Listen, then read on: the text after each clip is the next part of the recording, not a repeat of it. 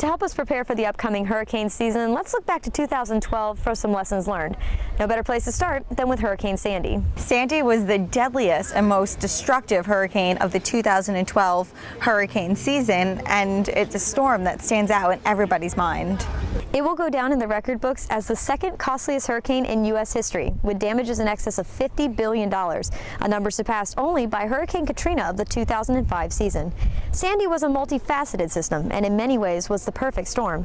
Many elements like the high tide and full moon, along with large-scale weather patterns, came together in perfect harmony to create a superstorm. But one of the main reasons that Sandy stands out in everyone's mind is that it made landfall in a region that doesn't often deal with tropical systems of that magnitude. From more than 1,000 miles away, Sarasota County Emergency Management Chief Ed McCrane watched Hurricane Sandy unfold. One thing that struck McCrane was many residents of the Northeast underestimated Sandy's storm surge and the danger.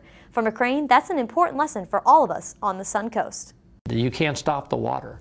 That's why we try to tell people that's a big lesson for Sarasota County, especially our southwestern coastline in Englewood, Nokomis, all the Keys, all the barrier islands. If that storm surge comes, it's going to do some devastation. Despite those in Sandy's wake having plenty of warning, far too many simply failed to prepare. This prompted McCrane and county emergency staff to come up with a new way to stress preparedness for the Sun Coast. The messages that were coming out after Hurricane Sandy's impact were that people didn't have supplies, people were running out of food, and that's why we decided to go with a campaign this year called, the first 72 are on you. And we want everybody to be hurricane prepared, everyone to develop a plan. The first 72 are on you will be rolled out by Sarasota County in the coming days.